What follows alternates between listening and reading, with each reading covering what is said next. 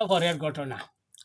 নবুয়ত পাওয়ার পরে ৯ বৎসর পর্যন্ত নবী করিম সাল্লাল্লাহু আলাইহি সাল্লাম মক্কা মুকাররমে তাবলীগ করিতে থাকে এবং কওমের হেদায়েত ও সংশোধনের জন্য চেষ্টা করিতেই থাকে। কিন্তু অল্প সংখ্যক লোক যাহারা মুসলমান হইয়াছে আর কিছু সংখ্যক লোক যাহারা মুসলমান না হওয়া সত্ত্বেও হুজুর সাল্লাল্লাহু আলাইহি সাল্লামকে সাহায্য করিয়াছেন।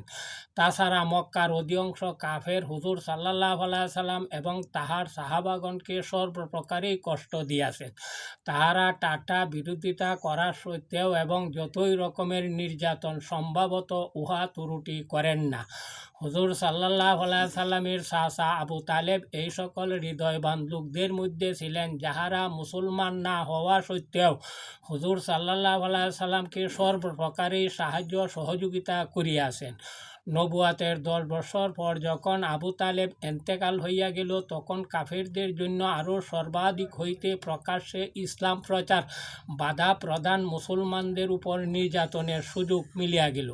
হুজুর সাল্লাল্লাহু আলাইহি সাল্লাম এই উদ্দেশ্যে তায়েফে তশরিফ নিয়া গেলেন যে সেখানে সফি গোত্রের লোক সংখ্যা অনেক। যদি এই গোত্রে মুসলমান হইয়া যায় তবে মুসলমান ওই সকল নির্যাতন হইতে নাজাত পাইবে এবং দিন প্রচারের বোঝ কায়াম হইয়া যাইবে। সেখানে ফৌসিয়া গোত্রের সিনিয়র ৩ জন নেতার সঙ্গে আলাপ করলেন এবং তাহাদিগকে আল্লাহর দ্বীনের দাওয়াত দিলেন এবং আল্লাহ রাসূলর তো নিজেই সাহায্যের প্রতি আহ্বান করিলেন। কিন্তু তাহারা দ্বীনের কথা কবুল করা অথবা কমপক্ষে আরবের প্রসিদ্ধ মেহমানদের প্রতি খেয়াল করিয়া একজন নবগত মেহমানের খাতির যত্ন করার পরিবর্তে তাহারা পরিষ্কার জবাব দিলেন, অত্যন্ত রূপকাদিক অভদ্র ব্যবহার করিলেন। কিন্তু তাহারা ইহা সহ্য করিলেন না যে হুজুর সাল্লাল্লাহু আলাইহি সাল্লাম সেখানেই অবস্থান করবে। যাহাদিগকে সর্বদাই ভদ্রতা মনে করিয়া কথা বলিয়াছেন এবং ভদ্র ভাষায় কথা বলবে, তাহাদের মধ্যে হইতে একজনে বলিলেন, ওহে, তোমাকে আল্লাহ তাআলা কি নবী বানাইয়া পাঠাইয়াছে? দ্বিতীয় জনে বলল, তোমাকে স্যার আর কাউকে পান না, যেহেতু তুমি রাসূল দাবি করো। তৃতীয় জনে বলল, আমি তোমার সহিত কথা বলতে চাই না, কারণ যেহেতু তুমি নবী দাবি করিয়াছ, তুমি যদি সত্যিকারের নবী হইয়াই থাকো তাহলে তোমার সহিত কথা বললে বিপদ হতে পারে।